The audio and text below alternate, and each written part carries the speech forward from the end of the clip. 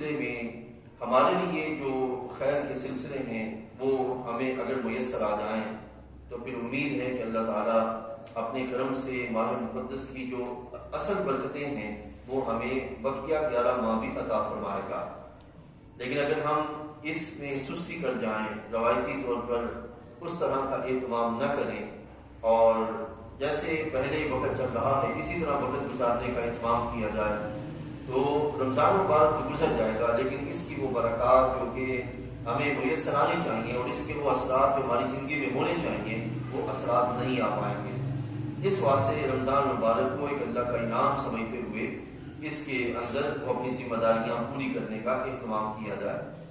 عزیز دوستو، رمضان مبارک جو ہے یا اللہ تعالیٰ کے جتنے بھی احکام ہیں ان کو محض مذہبی عقیدت کی بنیاد پر نہیں لینا چاہیے کہ مذہبی عقیدت و احترام کا سلسلہ ہے. جیسے کہ عموماً یہ لفظ بولے جاتے ہیں کہ شب قدر یا لیلۃ القدر بڑے احترام کے ساتھ مذہبی جوش و خروش کے ساتھ منائی گئی. عزیز دوستو، اس کو محض مذہبی عقیدت کے طور پر نہ لیا جائے بلکہ اس مہینے کو اللہ تعالیٰ کے احکام کو اختیار کر کے اختیاری طور پر اس کو قبول کرنے کا اہتمام کیا جائے. کیونکہ آپ اس بات کو جانتے ہیں کہ جب کوئی بندہ کسی کمپنی کو جوائن کرتا ہے تو اس کمپنی کے جملہ جو احکامات ہوتے ہیں ان کو ارادتاً وہ اختیار کرتا ہے کہ ہاں میں اس کے رائٹ اینڈ رانگ کا ذمہ دار ہوں، اب میں اس کو پوری ذمہ داری کے ساتھ لے کے چلوں گا. تو یہ رب ذوالجلال جل وعلا کی طرف سے اسلام بھی ایک سلسلہ ہدایت ہے، ایک مکمل نظام ہے. اور یہ دیا کس کو کیا ہے؟ بندہ مومن کو، کہ وہ اس کے لحاظ سے ذمہ داری پوری کرنے کا اہتمام کرے. تو جب وہ اس کو اختیار کر کے چلے گا تو پھر اس کے رائٹس کی طرف بڑھے گا اور اپنے لحاظ سے جو رانگز ہیں یا غلطیاں ہیں اس سے کم ان کی طرف جائے گا. تو پھر نتیجہ یہ نکلے گا کہ اللہ تعالیٰ کی طرف سے اس کائنات میں ہمیں جو مقصد دیا گیا ہے اس مقصد کی تکمیل ہوتی نظر آئے گی.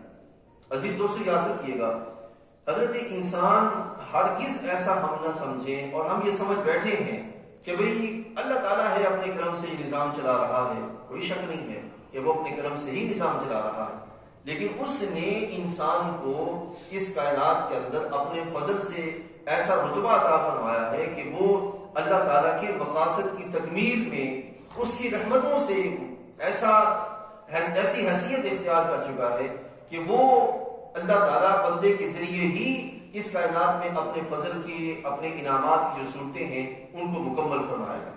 یعنی کہ انسان فطرت کی مقاصد کی تکمیل میں فطرت کا ممد و معاون ہے، مددگار ہے. لیکن اگر انسان مددگار ہو کے چلے گا تو پھر انشاءاللہ اسی سے اللہ تعالیٰ جو ہے وہ فضل اور بہاری اس اپنی ضرور عطا فرمائے گا. اس مدد میں اور اس معاونت میں سب سے بڑا حصہ یا ایک بہت بڑا حصہ والدین کا بھی ہے. والدین، ان کو اللہ تعالیٰ جل وعلا نے ایک بہت بڑا حصہ عطا فرمایا اس فطرت کی معاونت میں اور اسلامی مقاصد کی تکمیل میں. ان کی ایک بہت بڑی ذمہ داری ہے، والدین کی ایک بہت بڑی ذمہ داری ہے.